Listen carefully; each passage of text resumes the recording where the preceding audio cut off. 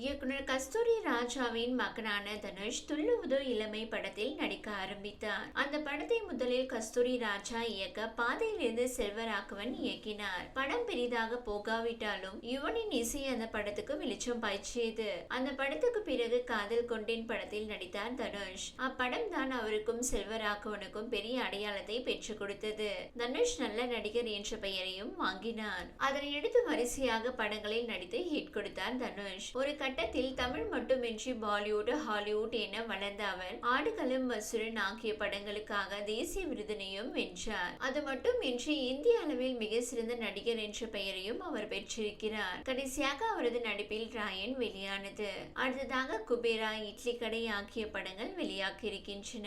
இவை தவிர்த்து டசன் கணக்கில் தனது கைகளில் படத்தை வைத்திருக்கிறார் தனுஷ். இதற்கிடையே காதல் கொண்டேன் படத்தில் நன்றாக நடித்ததற்காக ரஜினியின் மூத்த மகள் தனுஷை பாராட்டி பொக்கே வழங்கினார். அப்போது இரண்டு பேருக்கும் ஏற்பட்ட பழக்கம் நாளடைவில் காதலாக மாறியது. முதலில் இந்த காதலுக்கு ரஜினியின் வீட்டில் கடுமையான எதிர்ப்பு வந்ததாக கூறப்படுவதுண்டு.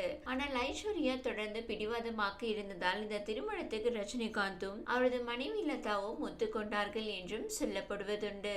அதனை அடுத்து கடந்த 2004ஆம் ஆண்டு தனுஷுக்கும் ஐஸ்வர்யாவுக்கும் திருமணம் நடைபெற்றது. திருமணத்துக்கு பிறகு இரண்டு உச்சபட்ச காதலோடு தங்களது வாழ்க்கையை நகர்த்தி வந்தார்கள். அவர்களுக்கு யாத்ரா, லிங்கா என்ற இரண்டு மகன்களும் இருக்கிறார்கள். தனுஷை வைத்த ஐஸ்வர்யா 3 என்ற படத்தை இயக்கி இயக்குனராக அறிமுகமானார். அடுத்ததாக அவர் இயக்கிய வைராஜா வை படத்திலும் தனுஷ் கெஸ்ட் ரோலில் நடித்திருந்தது குறிப்பிடத்தக்கது.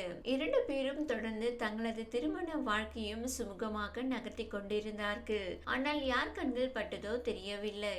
தனுஷ் ஐஸ்வர்யாவின் திருமண வாழ்க்கை பாதியில் முடிந்தது. கடந்த வருடம் தான் நீதிமன்றத்தில் சட்டப்பூர்வமாக விவாகரத்து பெற்றார்கள் என்பது குறிப்பிடத்தக்கது. இது ஒரு பக்கம் இருக்க, மறுபக்கம் தனுஷுக்கு இன்னொரு பிரச்சனையும் இருக்கிறது. அதாவது பட தயாரிப்பு நிறுவனம் ஒன்று கொடுத்த தலைவலி அதுவாகும். இப்படிப்பட்ட நிலைமையில் தனுஷ் குறித்து புதிய தகவல் ஒன்று வெளியாகியிருக்கிறது.